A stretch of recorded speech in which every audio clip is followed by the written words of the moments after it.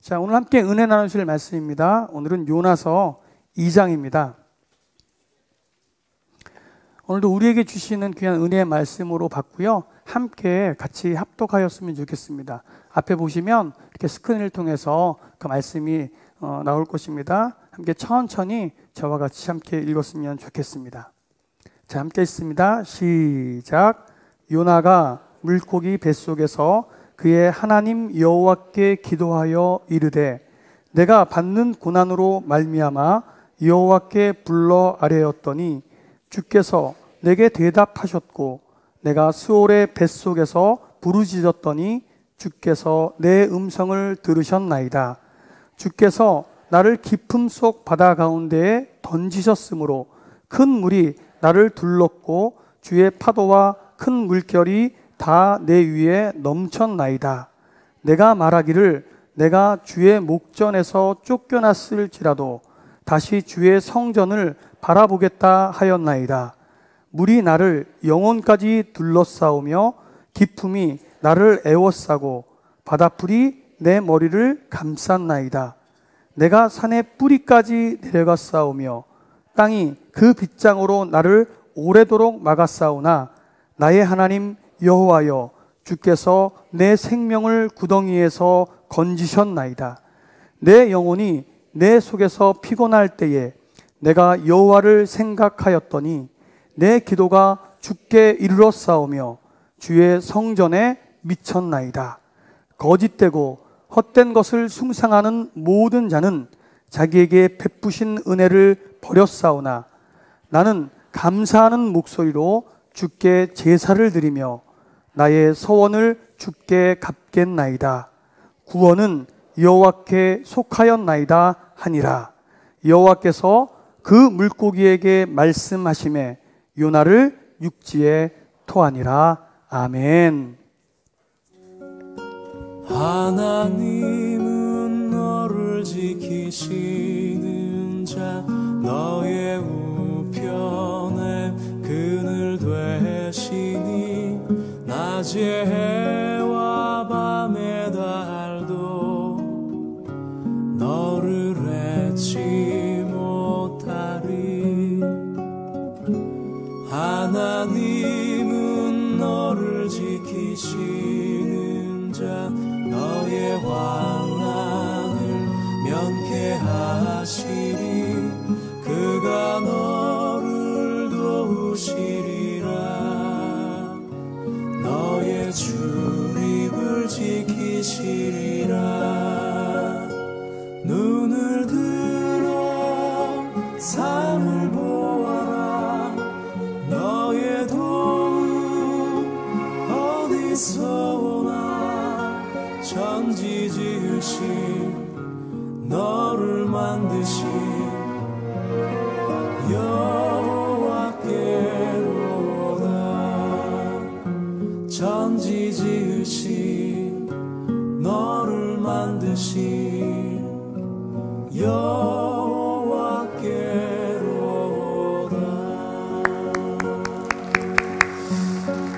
지난 한 주간 동안도 주님 사랑 안에 머물다가 오늘 펀처 집회들께 오신 여러분들을 환영합니다. 우리 옆 사람에게 손을 뻗어서 함께 축복하겠습니다. 눈을 들어 산을 보아라. 너의 도움 어디서 오나. 천지 지으신 너를 만드신 여호와께로다.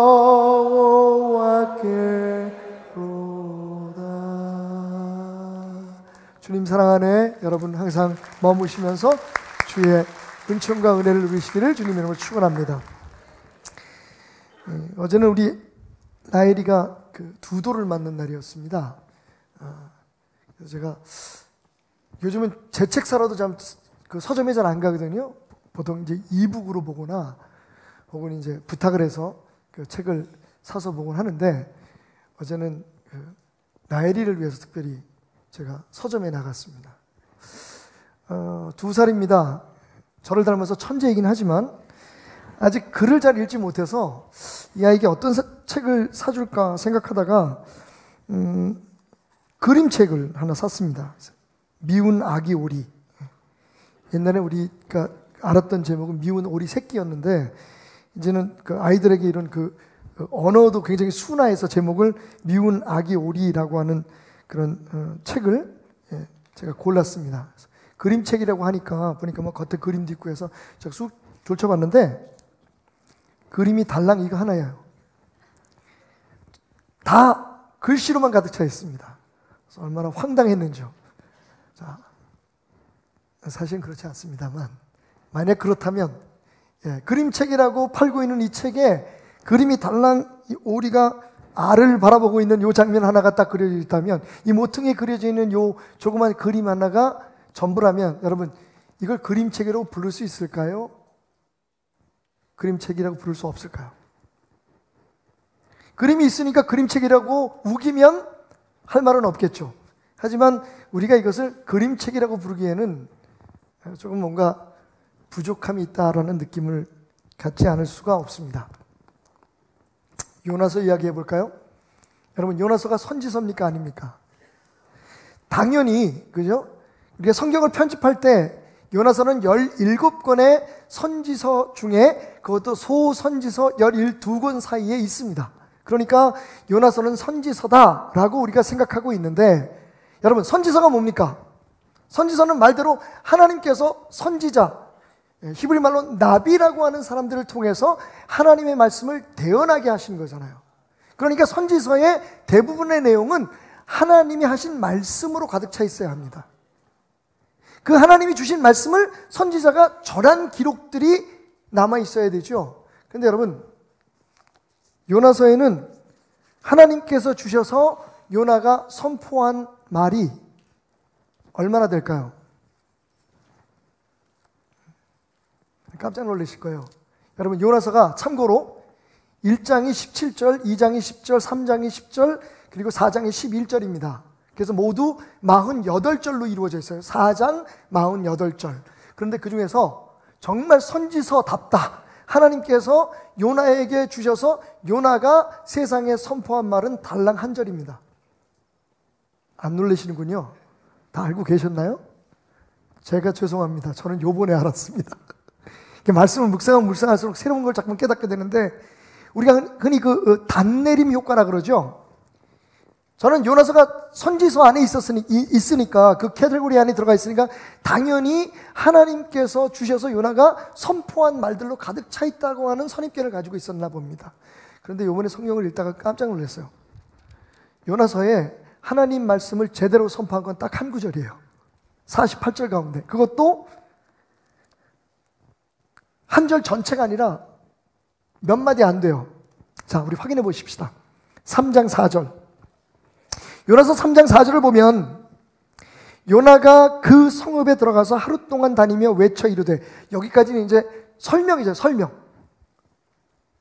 요나가 그 성읍에 들어가서 하루 동안 외쳐 이르되, 자, 그 다음이 요나가 하나님의 말씀을 대언한 딱 그 부분이에요. 40일이 지나면 니느웨가 무너지리라. 한번 따라해 볼까요? 시작. 40일이 지나면 니느웨가 무너지리라. 달랑 그게 전부예요. 자, 고민이 되는 거죠. 이걸 선지서라고 해야 되나? 선지서가 아닌가? 여러분, 그 한마디조차도 한 절 다 채우지도 못한 그 짧은 한마디, 쉽게 말하면 이런 거예요. 니네 큰일 났어. 이제 니네 40일 있으면 망해. 여러분, 이게 하나님의 말씀을 대언한 겁니까? 아니면 그냥 자기가 하고 싶은 말을 한 겁니까? 이건 거의 저주예요. 그죠? 그러니까 예를 들면 그 뒤에 이런 말이 붙어야 되잖아요. 그러니까 니네 빨리 여호와 하나님을 믿고, 니네들이 하나님을 그동안에 믿지 않은 사람들이었지만 하나님을 알고 하나님을 믿고 회개해. 그럼 하나님이 너를 구원해 주실 거야.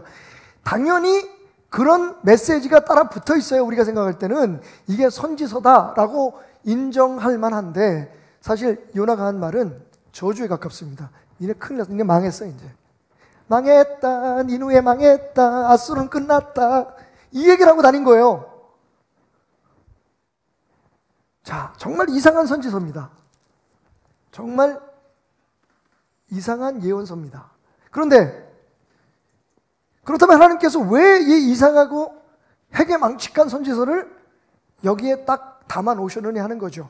성경이 하나님의 말씀이라는 것을 우리가 인정할 때 분명히 이 선지서 같지 않은 선지서 안에는 하나님께서 우리에게 들려주고 싶은 메시지가 있었을 거란 겁니다. 그죠? 그게 뭘까요? 고민하게 됐습니다. 그리고 저는 무릎을 치며 이런 답을 찾아냅니다. 한번 따라해 보실까요? 하나님의 은혜가 답이다. 그러니까 결국 요나서 전체는 하나님의 은혜에 대한 이야기예요. 처음부터 끝까지. 하나님의 말씀을 우리에게 대언하기보다는 그 요나의 이야기와 요나 한 사람의 그 짧은 한마디, 저주와 같은 니네 40일이면 망해 라고 하는 그 한마디로 인해서 일어난 하나님의 거저 주시는 선물, 은혜에 대한 이야기들란 말이죠. 자, 따져볼까요? 여러분, 일단 요나가 그렇게 떠들고 다니는데 마저 죽지 않은 게 하나님의 은혜입니다. 그죠? 제가 지난주에 말씀드렸잖아요. 1919년 만약 어떤 목사님이 경성 목판을 돌아다니면서 1번 망했다, 1번 40일이면 망한다, 1번 이네들 망했어 하고 돌아다닌다고 치십시다. 하루 동안 잠시 외치고 숨은 게 아니라 하루 온종일 일본은 망했다, 일본은 망했다, 일본은 망했다. 요것만 또 편집해서 보내라. 일본은 망했다, 일본은 망했다 이러면 여러분 그 사람이 살아날 수 있겠습니까?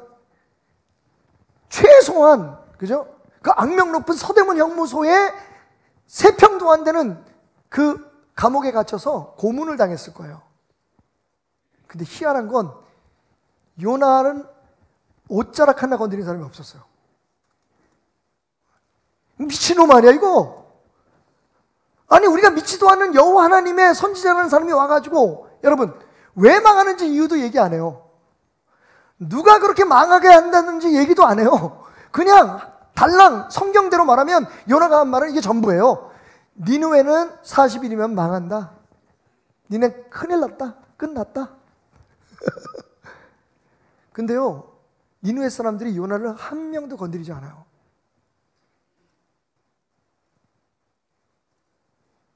하나님의 은혜죠. 더 놀라운 건 그렇게 짧게 되는 둥 마는 둥 저주와도 딱 한마디 외치고 다녔는데 여러분 여태까지 여호와 하나님을 믿지도 않았던 니느웨 성이 온통 뒤집어집니다. 회개를 해요. 심지어는 자기가 여러분 말씀드렸잖아요. 그 인류 역사상의 가장 악랄한 문화잖아요. 가장 잔인한 그런 그 문화를 가지고 있던 그 나라의 왕이 하나님 앞에 베옷을 입고 회개를 해서 아이고야 니느웨가 전부 다 구원을 받아요. 은혜죠?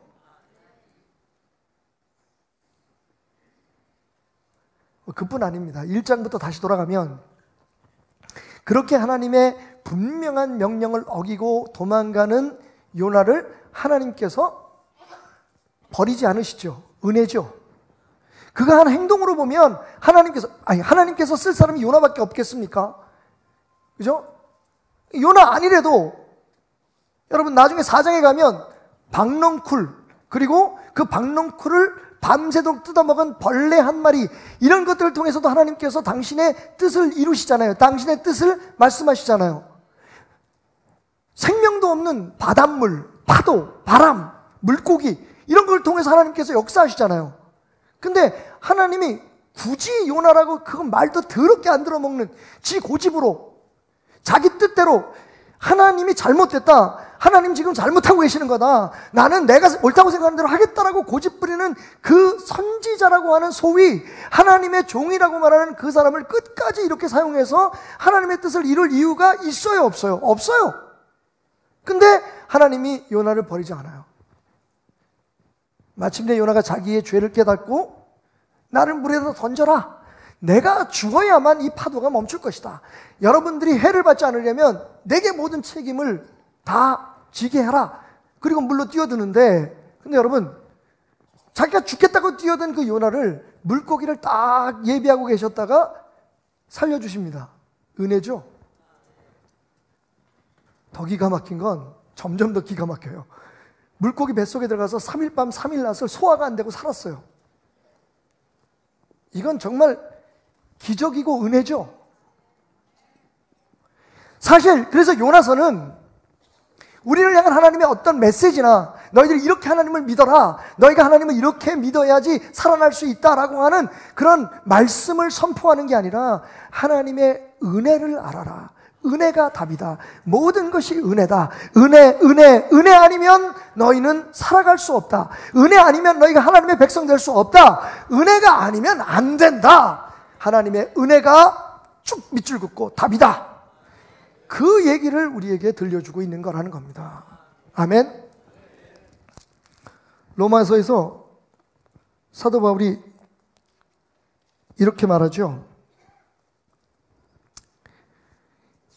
모든 것이 하나님의 은혜라는 겁니다. 모든 사람이 죄를 범하였음에 하나님의 영광에 이르지 못하더니 그리스도 예수 안에 있는 속량으로 말미암아 하나님의 은혜로 값없이 의롭다 하심을 얻은 자가 되었느니라. 은혜, 즉 하나님의 값없이 주시는 어떤 대가가 아닙니다. 어떤 우리의 노력의 대가나 혹은 우리의 어떤 헌신과 희생의 대가가 아니라 하나님께서 그냥 사랑하셔서 주신 그 선물, 은혜로 말미암아 우리가 구원을 받고 그 은혜로 말미암아 오늘도 우리가 살아가야 함을 사도 바울은 우리에게 말해주고 있습니다. 요나서는 우리에게 그 하나님의 은혜에 깊이 빠질 것을 요구하고 있습니다. 너희들이 왜 그 은혜를 잊고 살아가느냐고 우리를 깨우치고 있는 말씀입니다. 자, 그렇다면 그 우리의 인생의 답인, 우리를 구원한 그런 힘인, 그리고 우리가 살아갈 때에 지금도 우리의 삶의 원동력이 되어야 될 저 승리의 그날까지, 하나님 앞에 설 때까지 우리가 우리의 삶의 힘으로, 우리의 삶의 능력으로, 원리로 붙들고 살아가야 될 이 은혜를 어디서 만날 수 있을까요? 한번 따라해 봅시다. 깊은 곳에서 그 은혜를 만나자. 깊은 곳에서 만날 수 있어요. 자, 여러분, 요나가 자기 발로 걸어 다닐 때는 은혜를 몰랐습니다. 자기를 하나님의 종으로 부르시고 자기를 하나님의 일꾼으로 사용하신 그 선택하신 하나님의 은혜를 인정하지 못했어요. 처음에 요나가 하나님의 종으로 불림받았을 때는 그 감격이 있었을 거예요. 아마 우리가 잘 아는 Amazing Grace라고 하는 그 찬양의 1절이 그의 마음속에서 맴돌았을 거거든요. 나 같은 죄인 살리신 주의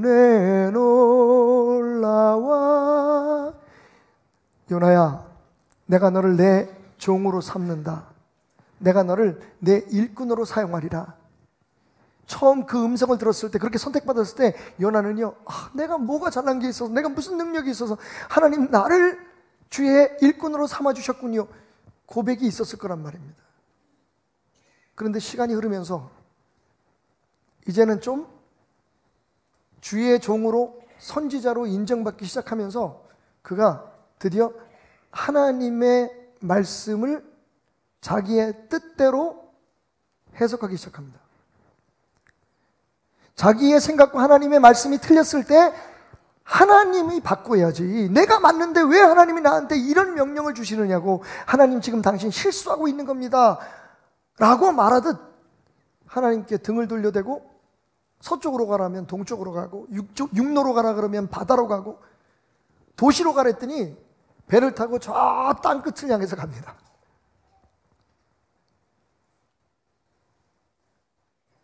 여러분, 내 힘으로, 내 능력으로, 내 방법으로 할 수 있다고 생각할 때 요나는 그를 구원하시고 그를 하나님의 일꾼으로 살게 하신 그 은혜를 잊어버립니다. 그런데 그가 그 은혜를 다시 만나게 된 곳이 어딜까요? 요나가 물고기 뱃속에서 그의 하나님 여호와께 기도하여 이르되 내가 받는 고난으로 말미암아 여호와께 불러 아뢰었더니 주께서 내게 대답하셨고 내가 수월의 뱃속에서 부르짖었더니 주께서 내 음성을 들으셨나이다. 요나서 2장 1절과 2절이죠. 물고기 뱃속에서였어요. 그것도 저 바다 밑, 저 땅끝, 산에 뿌리가 있는 그 밑에 땅속에 파묻혀서 스스로의 힘으로 빠져나올 수 없는 그 막막함 속에서 요나는 고백합니다. 하나님이 내 음성을 들으셨구나. 하나님께서 나를 구원해 주셨도다. 여러분 죄송하지만 둘 중에 하나예요. 정말 우리가 하나님의 뜻대로 하나님의 은혜 가운데 살려면 우리 스스로 하나님 앞에 두 손 다 들고 나는 내 힘으로 할 수 없습니다 라고 고백하든지, 아니면 하나님께서 우리를 그렇게 만들어 버리시든지. 요나는 후자죠. 스스로 하나님 앞에 하나님 말씀이 옳습니다. 내 생각은 그게 아닌데 하나님이 그렇게 말씀하시면 저는 하나님 말씀대로 하겠습니다. 왜냐하면 그것이 하나님의 은혜이기 때문에 고백했다면 아마 요나는 물고기 뱃속에 들어가서 그 고난을 겪지 않았어도 될 거예요. 만약 이것도 아니고 저것도 아니면 여러분 하나님의 사람 아니에요. 그냥 여러분 살게 내버려 두면 하나님 사람 아니에요.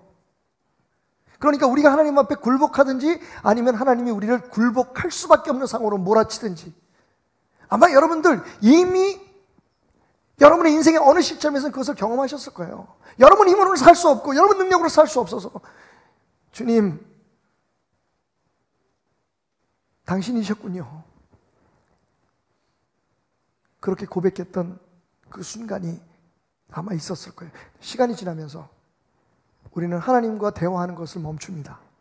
이제는 알거든요. 나도 성경 좀 배웠거든요. 그게 내가 하나님의 말씀에 직접 대화에서든지 아니면 누가 가르쳐줬든지 그게 주입식이든지 아니면 자기 주도식이든지 하나님의 말씀을 좀 안단 말이에요. 하나님 이런 분이야. 하나님 이렇게 이런 거 하면 기뻐하셔. 하나님이 저렇게 하면 좋아하신대. 그 다음부터는 하나님이 무슨 말씀을 하시면 거기에 대해서 묻지 않아요. 그냥 내가 생각하고 내가 아는 대로 그냥 하나님을 믿어드립니다. 그러면서 얘기하죠. 하나님, 내가 이만큼 했으니까 당연히 나 복 주셔야 되는 거 아닌가요? 그렇지 않으면 하나님 아니죠. 내가 이렇게 열심히 주님을 섬기고 이렇게 희생했는데, 여기까지 희생했는데 하나님 내 기도 안 들어주시면 하나님 아닌 거죠. 여러분, 어느 시점에선가 우리는 하나님과 대화하는 것을 멈추기 시작합니다. 그 다음 단계가 뭐예요? 하나님을 우리 뜻대로 바꿔놓으려고 합니다. 하나님 당신 틀렸습니다. 아무리 생각해도 그건 바른 길이 아닙니다. 그건 바른 뜻이 아닙니다. 하나님 지금 실수하고 계신 거죠. 나는 내 뜻대로 하겠습니다. 하나님 날 따라오시든지 아니면 말든지. 요나가 지금 그 단계예요. 하나님 앞에 기도하지 않았죠? 하나님 앞에 왜 그런 부당한, 내가 생각할 때는 말도 안 되는 명령을 내게 주셨느냐고 하나님 앞에 겸손히 묻지 않았습니다. 거기서 끝난 게 아니라 하나님 따라오라고 합니다.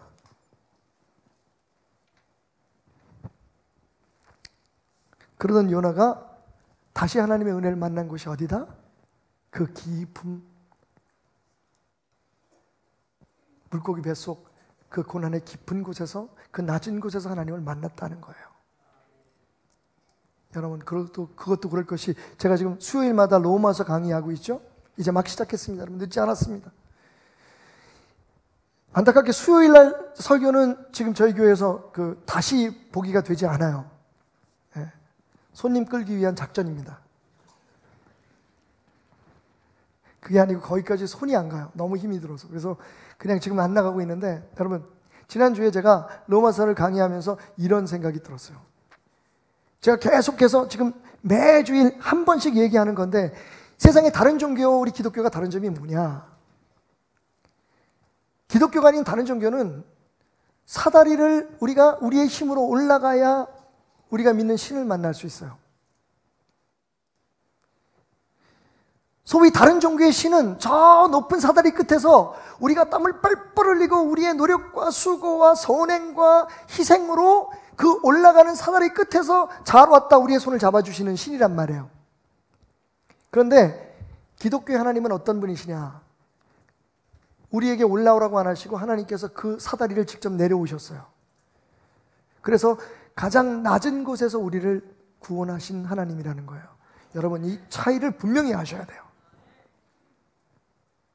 그런데 우리는 다시 오케이 하나님 감사합니다. 우리를 구원해 주신 그 은혜, 이 낮은 곳에서 경험했으니 그 높고 높은 별을 넘어 낮고 낮은 곳에 우리의 인간의 모습으로 오셔서 피 흘려 죽기까지 우리를 구원하신 그 사랑을 내가 여기서 구원했으니 자, 이제부터는 내가 올라가서 주님을 만나겠습니다. 하나님 말씀하시다. 아니, 올라가지 마. 여기 내가 있다. 아니, 괜찮습니다. 제가 올라가겠습니다. 그리고는요, 종교적인 수고와 노력과 희생과 헌신을 통해서 우리가 하나님 앞에 우리를 증명하려고 합니다. 우리의 믿음을 증명하려고 해요. 그리고 사람들은 부추깁니다. 야, 저 사람 진짜 믿음 좋아. 우와, 저 사람 하는 행동 봐. 야, 저 사람 성경책을 몇 번 읽었대. 40일 금식 기도를 10번을 했다며. 저 사람이야말로 저 사다리 중간쯤 아니면 끝쯤에 올라가서 조금 있으면 하나님을 만날 거야. 그런데 우리 하나님은 어디 계십니까? 저 깊은 곳에 계십니다. 저 낮은 곳에 계시거든요.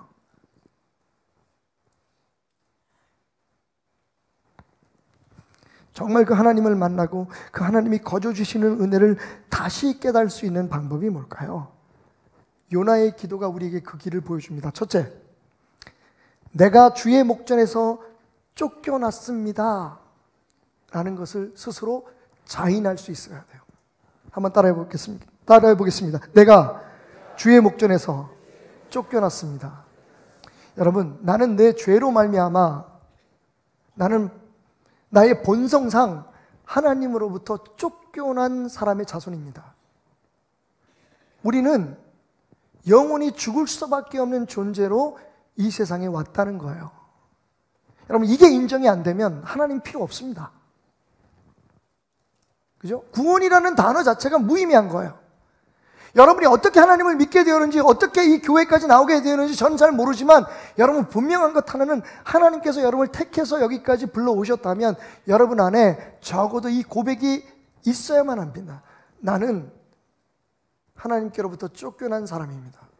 다시 말하면 나는 죄인이라는 거예요. 하나님으로부터 분리된 사람. 아담이 에덴 동산에서 쫓겨났듯이 오늘 요나가 고백하듯이 주께서 나를 깊음 속 바다 가운데 던지셨으므로, 여러분, 깊은 바다에 나를 던진 게 누구라고요? 하나님이라고 고백합니다. 큰 물이 나를 둘렀고 주의 파도와 큰 물이 다 내 위에 넘쳤으며 내가 말하기를 내가 주의 목전에서 쫓겨났을지라도.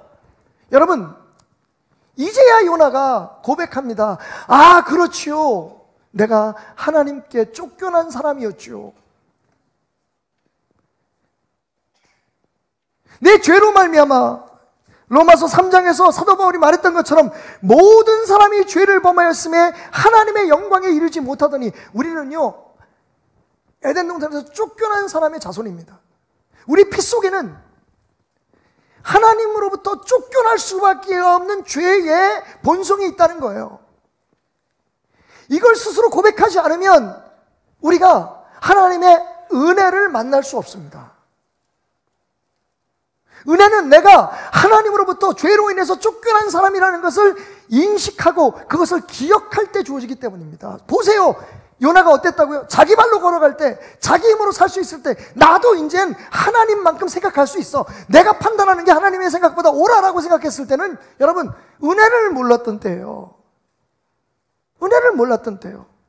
그가 어떻게 하나님으로 불림을 받았는지, 그가 어떻게 주의 종으로 쓰임을 받게 되는지 그 은혜를 잊어버렸을 때예요. 여러분, 은혜는요, 하나님의 은혜는 우리를 위해서 십자가에 피 흘리기까지 우리의 죄를 대속하셔서, 여러분, 우리가 약할 때, 우리가 죄인 되었을 때에, 우리가 심지어는 원수 되었을 때 우리를 구원해 주신 그 하나님의 은혜, 여러분, 우리가 착해져서 구원하신 거 아니에요.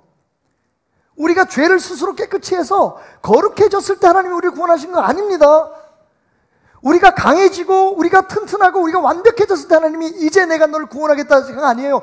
분명히 성경은 말하기를 우리가 여전히 죄인이고 약하고 심지어는 하나님 앞에 원수고 행할 그때에 하나님께서 우리를 그 은혜로 선택해 주셨다는 거. 아멘? 그걸 잊어버렸어요, 지금 요나가. 여기 아이러니가 있습니다. 생각해 보세요. 버림받았던 자기를, 영원히 죽을 수밖에 없는 자기를 하나님의 백성으로 불러주시고 하나님의 종으로 삼았던 그 은혜는 아는데 지금 자기가 생각할 때 마땅히 저주받고 멸망받고 죽어도 쌀만한 민족, 아수르 사람들이 구원받는 거, 하나님이 그들을 구원한다는 것은 동의를 못하겠다는 거예요. 은혜를 잊은 거죠. 내가 어떻게 구원받았는지, 내가 어떻게 주의 종이 됐는지, 내가 어떻게 목사가 되고 장로가 되고, 내가 어떻게 주의 백성으로 불림을 받게 되었는지 하는 것을 만약에 우리가 기억해낸다면, 혹시 우리한테 좀 실수를 하고 우리가 볼 때 저 사람은 도대체 자격이 없어, 아니 저렇게 하면서도 무슨 주의 일꾼을 한다래, 아니 저 사람이 주의 종이 맞아? 라고 하는 사람을 만날 때도, 여러분, 우리가 만약 우리가 어디에서 구원함을 받고 어디에서 주님의 사람으로 선택을 받았는지를 안다면, 여러분, 우리가 함부로 그들을 정죄할 수 없는 거죠. 은혜로 살려면 우리가 그것을 기억해야 돼요. 우리는 원래 쫓겨난 사람들이라고요.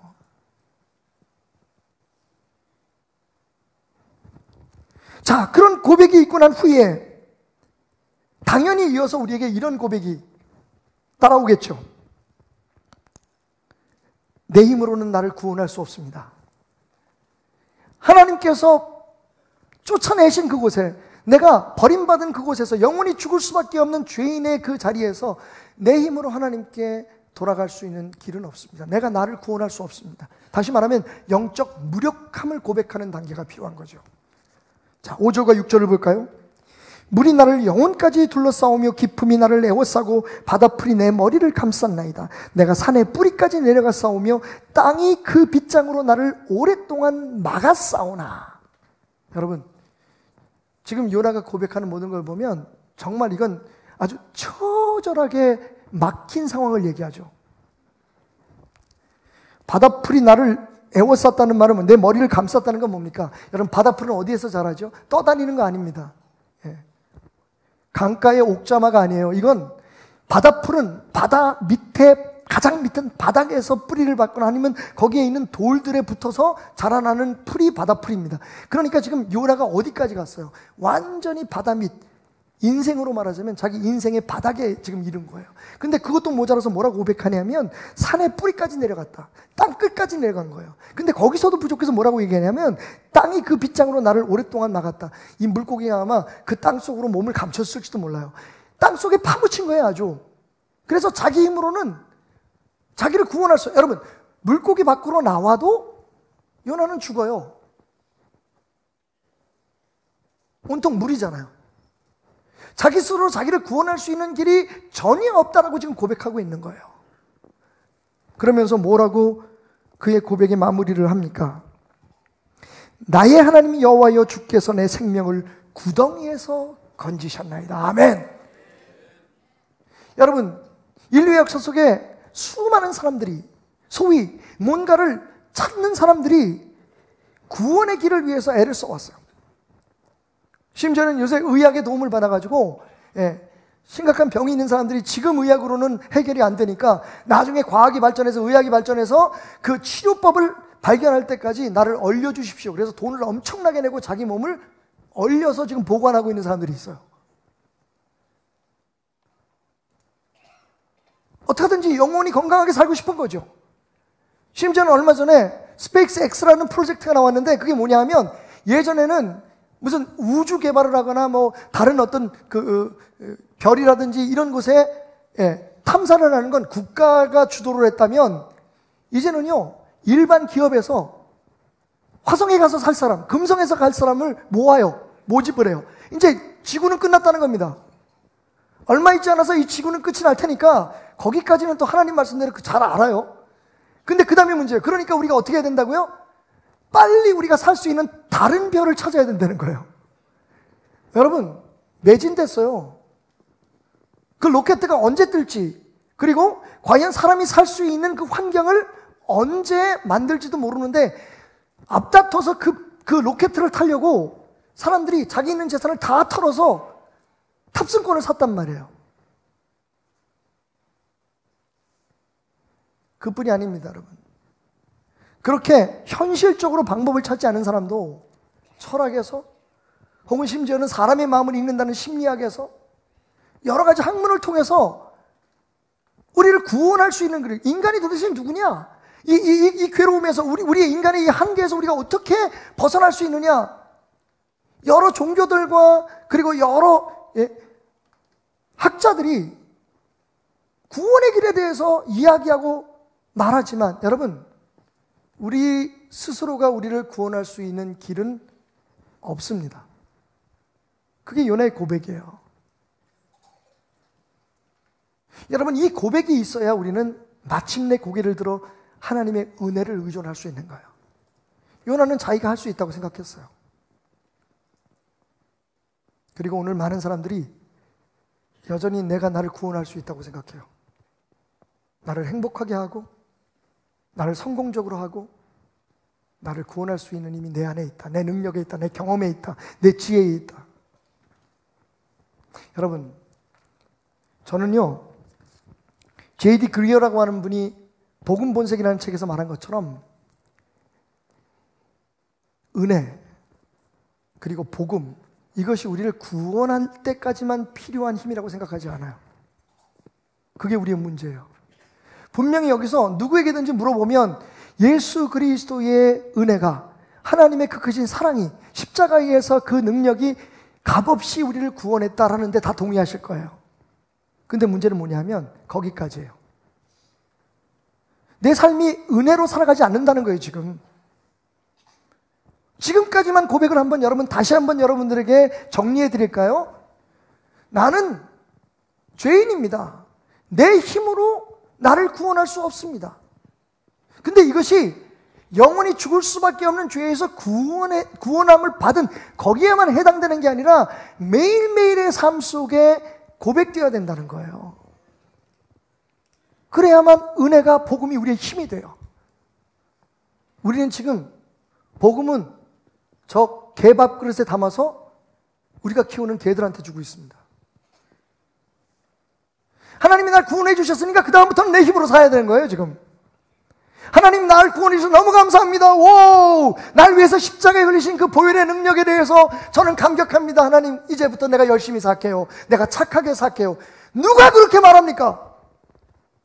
내가 너희를 은혜로 구원했을 뿐만 아니라 너희 능력, 너희들의 어떤 미래의 쓸모를 보고 너희를 구원한 게 아니라 온전히 내 사랑으로, 거저주는 내 사랑으로 너희를 구원했으니 너희의 삶도 그 은혜로 살아가야 된다고 말합니다. 어떤 우리 행동이나 우리 어떤 수양의 결과가 아니라 그 하나님의 사랑을 기억하고 하나님 아니면 살 수 없습니다는 고백을 우리의 마음속에, 우리의 입에 끊임없이 뱉어내면서 사람을 만나든지 혹은 무슨 일을 하든지 미래를 위해서 우리가 어떤 것에 도전을 하든지 자녀들을 양육하든지 심지어는 하나님 앞에 예배드리는 순간에도 우리가 예배를 잘 드려서 우리가 멋있게 찬양을 해서 우리가 완벽하게 뭔가를 준비를 해가지고 우리 교회의 프로그램으로, 우리 교회의 어떤 훈련 과정으로 하나님 앞에 도달하자. 여러분, 말이 안 됩니다. 우리가 왜 찬양을 잘해야 되고 왜 우리가 예배를 엄숙하고 아름답게 드려야 됩니까? 그건 하나님의 은혜에 겨워서이기 때문입니다. 이렇게 함으로 하나님을 기쁘게 해드리려고 한다면 여러분, 우리의 예배는 1000번 드리면 1000번 실패입니다. 옛날에 구역시대는요, 절대로 무슨 장애가 있거나 상처가 있거나 병이 있는 짐승을 하나님 앞에 드릴 수 없었죠. 만약 한 마리라도 그런 짐승이 드려지면 그 제사는 실패한 제사입니다. 오늘 여기 1000명의 성도들이 앉아서 예배를 드린다고 치십시다. 우리 모두가 다 정말 한 마음으로 하나님을 온전히 예배하는 마음으로 예배드리지 않으면 우리 예배는, 만약에 구약적인 개념의 예배라면 우리 예배는 실패입니다.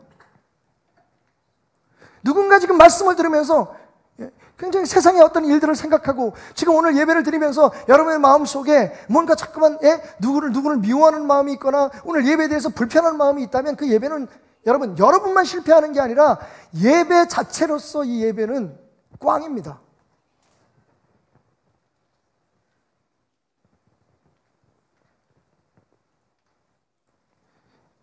예배는 하나님의 은혜를 생각나게 하는 시간이어야만 하는 거예요. 그게 목적입니다. 그러면 목사의 설교는 뭡니까? 여러분, 이렇게 사십시오. 저렇게 살아야 복 받습니다. 여러분, 그게 아니라 그렇게 살아갈 수 있는 기본적인 원동력, 여러분이 하나님 앞에 복 받는 사람이 될 수밖에 없는 그 사실을 여러분들에게 깨닫게 해주는 것인데, 그게 뭐냐면 은혜밖에 없다는 거예요. 다시 말하면 우리가 자꾸만 말씀을 읽고 막 노력을 해서 하나님의 은혜를 깨닫는 게 아니라 하나님의 은혜를 깨닫는 순간 우리가 하나님을 더 알고 싶게 되고 하나님에 대해서 더 깊이 다가가게 되고 그리고 선행을 하게 되고 하나님이 기뻐하시는 일을 하게 되는 거예요. 은혜가 먼저인 거예요. 지금 우리가 바뀌었어요. 우리의 신앙이 바뀌었어요, 지금. 그러니까 우리가 뭘 해서, 우리가 착하게 살아서, 우리가 선하게 살아서, 나는 그런 사람이 아닌데, 내가 진짜 착하게 살고, 바르게 살고, 내가 막 내 입에서 옛날에는 그냥 뭐 기분 나쁘고 그러면 욕이 나왔는데, 이제 욕을 안 해서 하나님 앞에 더 가까이 가야지. 여러분, 그렇게 노력해서 하나님을 믿는 건 성경이 우리에게 가르치는 복음이 아니에요. 반대로, 그냥 이 예배 시간에, 그랬구나. 정말 하나님께 쫓겨날 수밖에 없었던 죄인이었던 나를 하나님이 정말 있는 모습 그대로 나를 사랑해 주셨구나. 그 사랑에 겨워서 나도 모르게 손을 뻗어 헌금도 하게 되고 손을 뻗어 길거리에 쓰러져 있는 사람, 그 사람 보니까 내가 생각이 나는 거야. 나도 만약 하나님의 은혜가 아니었으면 내가 어디서 뭘 하고 살지 지금 모르는 거예요. 누가 나한테 정말 모진말로 나를 공격하고 나를 욕을 하고 억울하게 해도 나도 옛날엔 하나님 앞에 그런 사람이었는데 하나님이 날 용서해 줬어. 여러분, 예수님이 계속 말씀하시잖아요. 내가 너희를 사랑한 것 같이 너희도 사랑하라. 내가 선생이 되고 내가 주가 돼서 너희의 발을 씻어주었으니 너희도 이같이 다른 사람들의 발을 씻어줘라. 여러분, 은혜를 깨닫지 못하면, 은혜를 기억하지 못하면, 은혜 속에 잠기지 않으면 은혜로운 삶을 살 수가 없는 거예요. 그건 다 노력인 거예요. 사도 바울은 말합니다. 일꾼이 일해서 받은 걸 선물이라고 말하지 않는다. 하나님의 은혜는 선물입니다. 그 은혜가 우리를 살아가게 하는 거예요. 그 은혜가 우리를 모든 환난에서 담대하게 하는 거예요. 우리가 혹시 우리의 삶에 겪고 싶지 않은 일을 겪고 우리가 상상할 수 없는 고통을 받는 그 순간에도 여러분, 은혜가 있다면, 은혜 속에 여러분 산다면, 하나님이 여러분을 그럼에도 불구하고 얼마나 사랑하고 계시는지를 안다면 그 모든 고난을 이겨내는 거예요. 여러분, 기억나십니까? 어떤 새신자가 교회 왔는데 교회 오자마자 너무 많은 환난이 있는 거예요. 사실은 예수 믿으면 다 잘 된다 그래서 왔는데 더 막 문제가 꼬이는 거예요. 그때 이 사람이, 지금 이제 신앙이 좋아졌는데 그 사람이 제일 듣기 싫었던 얘기가 뭔지 아십니까? 하나님을 더 열심히 믿어야 돼. 하나님이 다 알아서 해주실 거야. 그 얘기가 제일 듣기 싫었대요. 도대체 얼마만큼 내가 노력을 해야지? 그죠? 남편, 아이들 저녁밥도 안 차려주고 매일 교회 와가지고 시키는 대로 기도하고 애쓰고 새벽까지 그러고 밤새도록 눈물을 흘리면서 집에 돌아가는데도 안 되는데 도대체 얼마만큼 내가 노력해야지, 얼마만큼 더 내가 수고해야지 하나님이 내 기도를 들어주신단 말이야. 그게 제일 힘들었다는 거예요. 복음을 깨닫기 전까지. 근데 여러분, 그분이 복음을 알았잖아요. 그분이 하나님의 사랑을 알았잖아요. 그 하나님의 사랑을 기억하게 되니까 나 같은 죄인 살리신 주님의 은혜가 너무 감사하고 고마워서 하나님 앞에 눈물로 기도하지 않을 수가 없더라는 거예요. 예전처럼 그렇게 열심히 했지만 그 열심이 내가 하나님을 만족시키고 그래서 하나님으로부터 무언가를 받으려고 매달리는 열심이 아니라 내가 받은 사랑이 너무 고마워서, 그때부터는요, 여러분, 문제 자체가 해결되지 않았어도 그 문제를 바라보는 내 마음이 달라졌더라는 거예요. 속썩이는 남편도, 잘 풀리지 않는 아이들의 상황도 다 그냥 그대로 감사하고 그들에게 불평하고 막 기도 열심히 하고 집에 가가지고 나는 이렇게 열심히, 네 애미는 이렇게 밤을 새서 기도하는데 너는 도대체 그게 뭐냐, 밤새도록 술 처먹고 들어와가지고 매일 속을 써. 그런 얘기를 하지 않게 되더라는 거예요. 오히려 그런 아들을 축복하게 되더라는 거예요. 여러분, 복음은요, 하나님의 은혜는 우리를 구원하는 데에만 쓰임받는 물건이 아닙니다. 지금 오늘 예배 드리는데 은혜 없이 예배 드리면 그 은혜는, 그 예배는요, 우리의 노고가 되고 수고가 돼요. 여러분이 찬양할 때에 은혜 없이 찬양을 드리게 되면 그건 노래 잘 불러서 사람들에게 인정받고 우리가 성가대잖아. 그러니까 노래 잘해야지. 거기에 그냥 그건 보여주는 것에 끝나요. 저도 성가대 지휘를 했잖아요. 지금 돌아와서 제가 생각하는 게 뭐냐면, 우리 지휘자님 들으라고 하는 얘기는 아닌데 들으면 도움이 될 거예요. 자꾸만 노래를 잘하려고만 얘기했어요. 성가대의 분위기를 은혜롭게 만들고 우리 공동체의 분위기를 하나님의 사랑을 이야기하고 하나님의 사랑에 대해서 간증하는 단체를 그런 그룹으로 만들면 이 사람들이 부르는 노래가 잘하고 못하고 마음에 와닿는 은혜의 찬송이 되는데, 그런 활동이 되는데 제가 그걸 몰랐어요. 그래서 야, 성가대는 노래 잘해야 되는 거지, 지금 화음이 틀렸잖아. 맞아요 여러분, 뭐 누구나 다 성가대 하게. 그러면 성가대는 노래 잘해야 되죠. 그런데 그 노래를 잘하는 게 우리의 노력과 수고와 훈련과 트레이닝으로 이루어지는 게 아니라 내 안에서 우러나는 감사와 은혜로 부려지면 그게 와닿더라고요.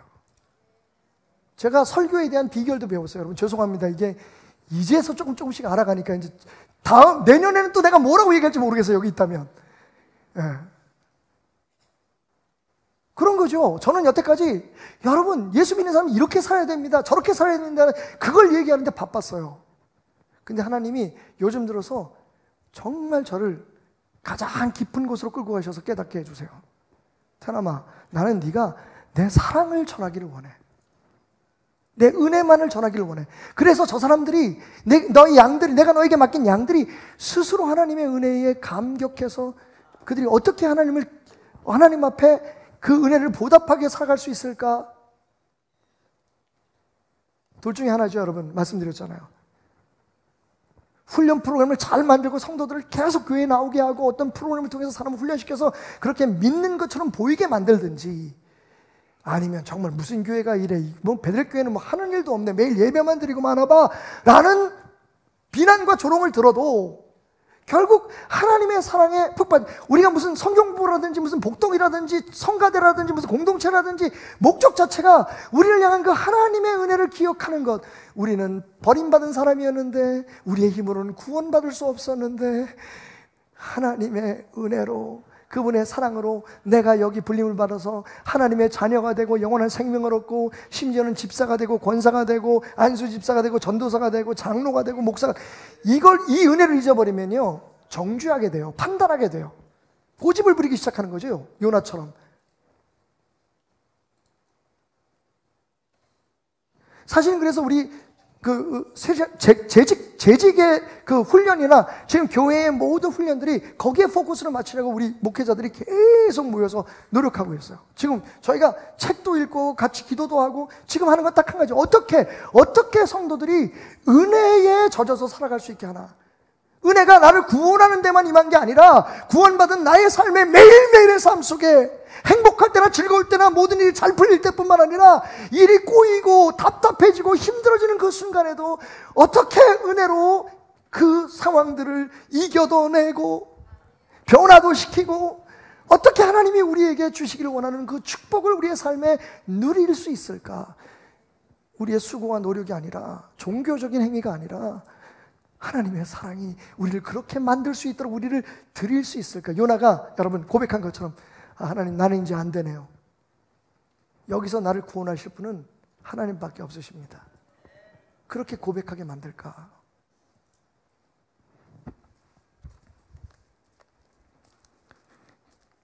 자, 요나의 마지막 고백입니다. 구원은 여호와께 속하였나이다. 2장 7절부터 9절까지 읽겠습니다. 내 영혼이 내 속에서 피곤할 때에 내가 여호와를 생각하였더니, 여호와를 생각해내야 합니다. 은혜를 생각해내야 됩니다. 내 기도가 주께 이르러 싸우며 주의 성전에 미쳤나이다. 거짓되고 헛된 것을 숭상하는 모든 자는 자기에게 베푸신 은혜를 버렸사오나. 여러분, 우상 숭배의 시작이 어디서부터 시작되는 줄 아십니까? 하나님의 은혜를 잊어버릴 때 시작되는 거예요.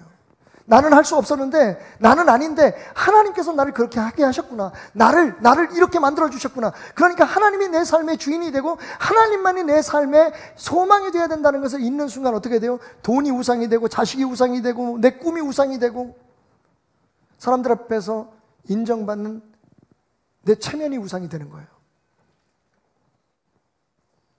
은혜를 깨닫는 사람은 그 모든 것이 의미가 없어요. 하나님이 허락하지 않으시면 제가 이 자리에 설 수 없다는 거예요. 구원은 오직 여호와께 속하였나이다. 나는 죄인이었는데, 나는 버림받은 존재, 나는 영원히 하나님으로부터 떨어진 존재였는데, 하나님 앞에 쫓겨났는데, 그래서 내 힘으로 어떻게 하든지 살아보려고, 내 힘으로 어떻게 하든지 내 스스로를 구원해 보려고, 내 스스로 어떤 내 인생의 최고의 목표까지 이루려고 몸부림쳤는데 내 힘으로 안 되더라는 거예요. 모든 것이 다 막히고 모든 것이 다 절망적이었을 때 내 기도를 들으신 하나님, 내가 부르짖는 하나님이 손을 뻗어서 나를 구원해 주셨다는 거예요. 구원은 오직 하나님으로부터만 임하는 겁니다.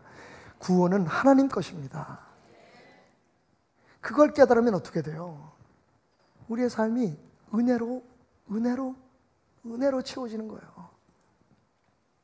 무슨 일이 있을 때 하나님을 생각하는 거죠.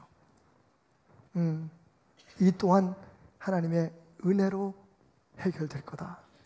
은혜가 답이다. 누가 미워하는 사람이 생겨도 그렇죠. 인간의 생각으로는 미워할 수 있습니다. 종교적인 판단으로는 여러분 정죄할 수 있어요. 사람들 앞에 저 사람들은 저렇게 사는데 나는 그렇게 안 살아. 스스로 되게 의롭다고 생각할 수 있습니다만 여러분, 그것조차도 우리를 구원하지 못합니다. 오직 하나님만이. 여러분, 이 원칙은 우리가 십자가 앞에서만 깨닫는 게 아니라 우리의 일상생활 하루하루의 삶 속에서 깨달아져야 되는 거예요. 이렇게 깊은 곳에서 은혜를 만나게 된 후에, 이건 저의 결론입니다. 어떻게 살아야 할까요? 따라합시다. 하나님의 은혜가 나의 삶의 BGM, 배경음악이 되게 하자. BGM, 백그라운드 뮤직이죠. 여러분, 언젠가 그런 얘기를 하는 사람 들었어요. 어떤 연예인이 그러더라고요. 나는 내 삶을 영화처럼 살고 싶어. 만약 우리의 삶이 영화라면 여러분, 영화에 어떤 그런 그 장면들이 나올 때마다, 그죠? 어떤 주인공이 고난을 겪거나 주인공이 어떤 환희의 어떤 승리를 하거나 이럴 때 보면 뒤에서 백음악이 나오죠. 백뮤직이라고 해서 백그라운드 뮤직, BGM이라고 보면 줄여서 배경음악이 나옵니다. 전쟁 영화에는 전쟁 영화 빵빵빵빵 뭐 이런 음악이 나오겠죠, 그죠? 아니면 그런 사운드 이펙트가 효과 음악이 나오든지 음향이 나오든지. 이걸 기억하시나요? 빰빰빰빰빰빰빰빰빰빰빰빰빰빰빰빰 빠바바. 뭐죠? 예, 미션 임파서블의 백그라운드 뮤직이죠. 스파이 영화에는 이런 노래 음악이 나오는 게 맞아요. 빰빰빰빰빰. 그 다음에 여러분, 이게 좀 남사스럽습니다만, 예, 에로 음악에는 뒤에 어떤 음악이 나오죠? 애들 없지? 여러분의 삶이 영화같이 산 드라마 같은 삶이라면 지금 여러분의 삶에 어떤 음악이 울려 퍼지고 있느냐는 거예요. 우리가 정말 하나님의 사람이라면 어떤 백그라운드 뮤직이 울려 퍼져야 될까요? 하나님의 은혜가 우리의 백그라운드 뮤직이 되어야 되는 거예요. 에베소에 쓴 편지에 사도 바울이 이렇게 말합니다. 시와 찬송과 신령한 노래들로 서로 화답하며 너희의 마음으로 주께 노래하며 찬송하며 범사에 우리 주 예수 그리스도의 이름으로 항상 아버지 하나님께 감사하며 그리스도를 경외함으로 피차 복종하라. 여러분, 이게 성령 충만한 사람의 삶에 대한 묘사예요. 시와 찬송과 신령한 노래로 서로 화답하라. 우리의 삶에 어떤 상황에서나 은혜의 찬송이 우리의 삶의 백뮤직이 돼야 돼요. 여러분이 만약에 어떤 중요한 그 계약을 위해서 걸어갈 때 여러분 뒤에서요, 예, 빰빰빰빰빰빰빰 이런 음악이 나오면 안 돼요. 예? 이런 음악이 나오면 안 돼요. 여러분이 걸어갈 때 여러분 뒤에서 이것이 나의 간증이요, 혹은요, 은혜로다 주의 은혜, 이런 찬양이 나와야 돼요. 예? 하나님의 꿈이 나의 비전이 되고, 이런 음악이 여러분 백화나로 쫙 나올 때 여러분이 걸어가셔야 돼요. 여러분이 부부싸움 할 때 여기서 막 폭탄이 터지고 저기서 막 총소리가 나는 음악이 터지면 안 돼요. 비록 우리가 치열하게 싸우고 다투는 그 순간에도 여러분의 뒤에 배경음악은 뭐가 돼야 돼요?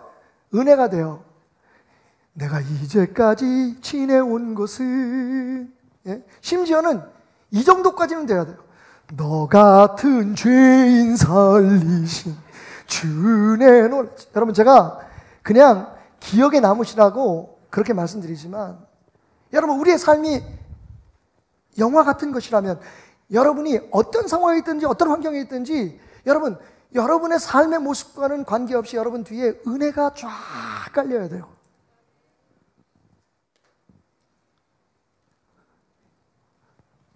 Let the music of grace be your BGM. 은혜의 음악이, 은혜의 찬송이 여러분의 삶의 배경이 되어야 돼요. 그러면 여러분 고난 앞에서도 담대할 수 있는 거예요. 우리가 상상하지 못했던 일을 만나도 승리할 수 있는 거예요. 정말 우리의 마음에 안 들고 우리의 기준에 안 맞는 그런 사람들도 우리가 정죄하지 않을 수 있는 거. 왜? 우리가 거저받았으니 freely we have received. freely we give. 너희가 거저받았으니까 거저 주어라. 그 하나님의 음성이 우리의 뒤에 울려 퍼지기 때문이에요. 난 저 사람보다 좀 나아. 아이, 저렇게 살면 안 되지. 예수 믿는 사람은. 아니, 교회가 왜 이따위야? 그런 말을 하기 전에 내 뒤에 배경음악이 은혜면 오히려 실수하고 잘못하고 함량 미달인 사람을 볼지라도 그 사람을 위해서 기도해 주게 되는 거예요. 그러면서 이렇게 고백하게 되죠. 하나님 눈에 나는 어떻게 보일지. 싸움과 분쟁이 사라지는 거예요. 모든 고난과 역경 앞에서 하나님이 나와 함께 하시기 때문에 나는 이겨낼 수 있다고 하는 믿음이 생기는 거예요. 내가 더 많이 기도하고 내가 더 많이 하나님 말씀 보고 내가 더 많이 난 믿는다 나는 승리하겠다 이렇게 스스로 자기 스스로를 최면해서 얻어지는 믿음이 담대함이 아니라 하나님의 은혜 때문에 나는 솔직히 안 되면 어때? 왜냐하면 하나님은 더 좋은 계획을 가지고 계시니까.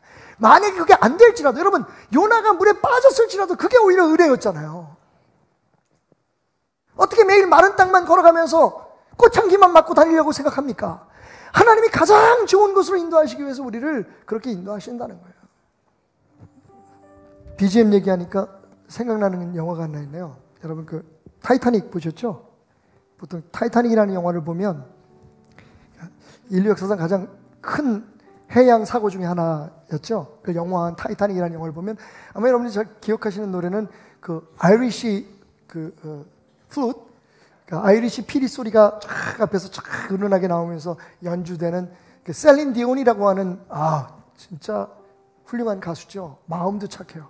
그 셀린 디온이 부르는 My Heart Will Go On이라고 하는 노래가 아마 여러분들의 마음속에는 이 타이타닉 영화의 배경음악으로 생각날 거예요.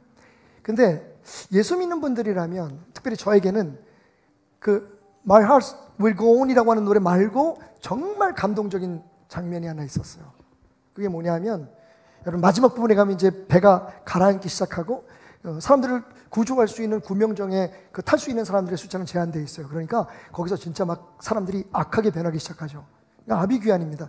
자기 가족들 살리려고 자기를 살리려고 다른 사람들을 죽이기도 하고 물에 집어 던지기도 하고 그래서 막 배에 매달리고 서로 살라고 그 지옥의 지옥. 그 상황에서 그 월리라고 하는 바이올리니스트 하나가 찬양을 바이올린 연주자가 함께 연주하던 친구들을 먼저 그 배에 타라고 보내죠. 그리고 자기 혼자 돌아서서 목에다가 낡은 바이올린을 딱 걸고 음악을 연주하기 시작합니다. 여러분 뒤는 지옥이에요. 막 사람들이 서로 죽이고 막 살라고 몸부림치고 막 진짜 말로 다 할 수 없는 그런 장면이 연출되는데 여러분 정말 의외로 이 연출의 그런 묘미를 제가 발견했어요. 거기서 이 사람이 바이올린을 연주하는데 그게 찬송가 338장이죠. 내 주를 가까이 하게 함은 십자가 진 같은 고생이라. 그러니까 인사를 하고 배를 타기 위해서 구명보트에 올라타기 위해서 가던 악사들이 연주자들이 다시 돌아와요. 그리고 하나씩 악기를 꺼내서 첼로로 어떤 사람은 콘트라베이스로 어떤 사람은 바이올린으로 내 주를 가까이 하게 하면 십자가 진 같은 고생이라를 잔잔히 연주해요. 여러분 저는 그 장면이 마치 저의 지난날의 삶인 것 같았어요. 정말 뭔가를 위해서 치열하게 내 스스로를 지켜야 하고 싸워야 하고 이겨야 하고 인정받아야 하고 막 그렇게 싸우는데 내 뒤에서는 내 주를 가까이 하게 하면 연주가 되는 거예요. 그 너무 극명하게 대조되는 그 장면이 저를 울게 했어요. 이 성전을 나가서 여러분은 또 치열한 인생의 싸움터를 향할 것입니다. 아마 집에 돌아가 보면 오늘 예배 드리고 나면 모든 문제가 다 해결됐으면 좋겠는데, 아니면 그냥 그 모습대로든지, 아니면 내일 여러분이 가장 생각하기 싫은 쪽으로 문제가 풀릴 수도 있을 거예요. 여러분의 삶이 얼마나 치열하고 얼마나 애잔하든지, 만약 여러분의 삶의 그 뒤변, 그렇게 여러분들이 치열하게 싸우는데, 여러분이 그렇게 치열하게 살아내는데, 그 뒤에 천사날 부르니 늘 찬송하면서 주께 더 가까이 나가기 원합니다라는 음악이 연주될 수 있다면, 여러분은요, 예수님이 승리하신 것처럼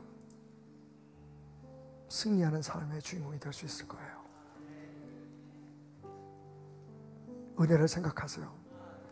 은혜는 구원받고 버리는 게 아니라 지금 이 순간, 아니 앞으로 우리가 만나게 될 수많은 고난과 역경, 즐거움과 승리의 삶 속에 우리의 삶에 울려 퍼져야 할 나의 인생의 백그라운드 음악입니다. 아멘.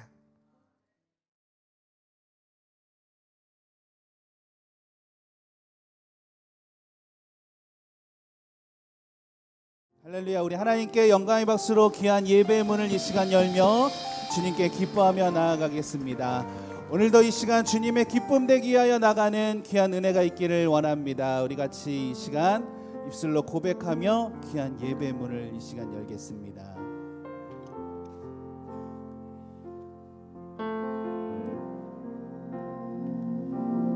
내가 원하는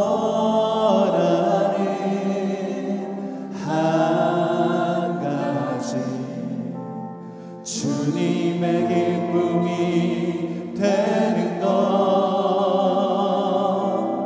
내가 원하는 한 가지, 주님의 기쁨이 되는 것. 내가 원하는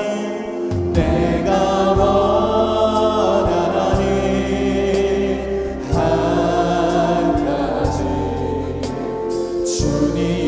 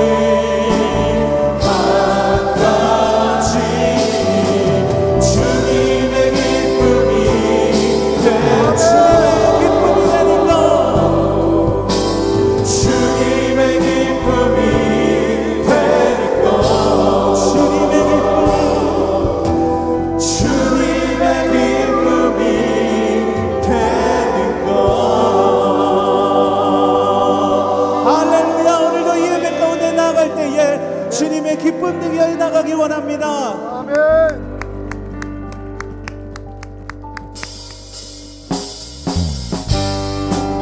할렐루야. 오늘도 이 시간 주님께 나아갈 때에 주님의 기쁨 되기를 원합니다. 우리 같이 박수 치면서 주님께 영광 올려드리며 나가길 원합니다. 우리 한 시간에서 다 같이 일어나서 주님께 기뻐하며 이 시간 나아갑시다. 할렐루야. 분들아 머리 들어라. 분들아 머리 들어라.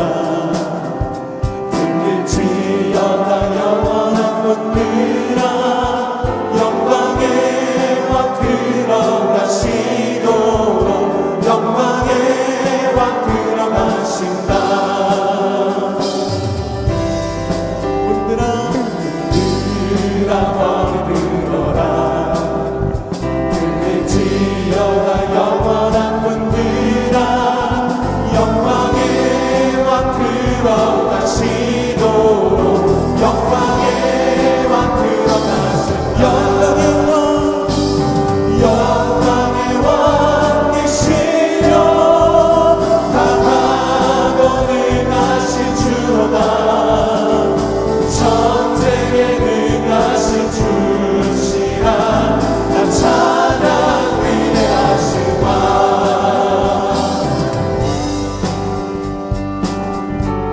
할렐루야. 오늘도 주님의 기쁨 되기 원합니다. 오늘도 이 시간 나의 찬양을 받아주시옵소서.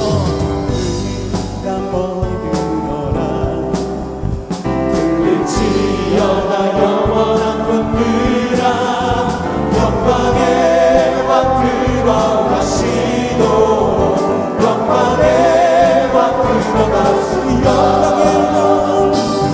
영광의 왕이시여 강하고 능하신 주로다. 전쟁에 능하신 주시라. 나 찬양 위대하신 영광의 왕이시여 강하고 능하신 주로다. 전쟁에 능하신 주시라. 나 찬양 위대하신 왕의 만세.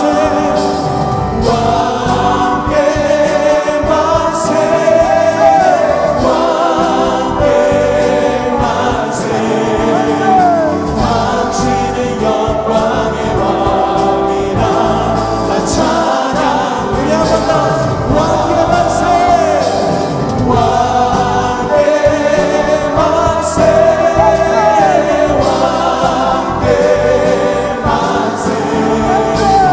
당신은 영광의 왕이라. 나 찬양 위대하다.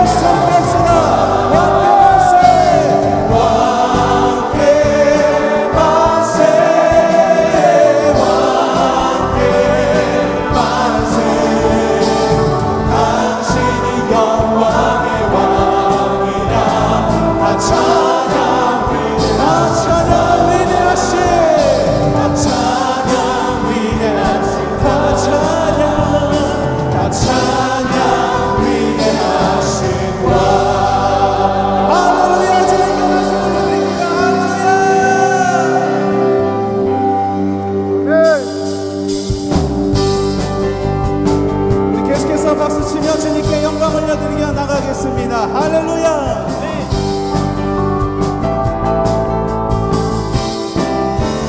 일어나라 주의 백성. 일어나라 주의 백성. 빛을 발하라. 주가 너의 영광으로 임하시리라. 일어나라 주의 백성. 빛을 발하라. 주가 너의 영광으로 임하시리라. 온 세상이 어둠 속에 헤매고 있지만 주가 너와 함께 계셔 회복을 명하리라. 일어나라. 빛을 발하라. 만 백성이 너의 빛을 보고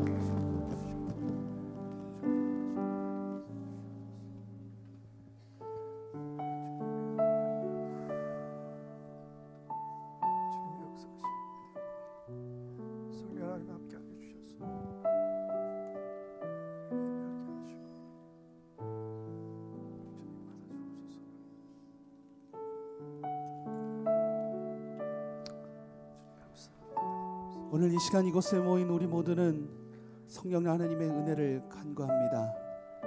하지만 이 모든 것들이 주님의 은혜 없이는 나아갈 수 없음을 고백합니다. 오늘도 이 시간 아무것도 아닌 나를 인도해 주신 하나님, 주님께 고백하며 나아갑니다. 오늘도 이 시간 이곳에 함께 하시고 내가 주님 안에 살 수 있도록 하나님 함께하여 주시옵소서. 같이 고백하며 이 시간 주님께 나아가겠습니다.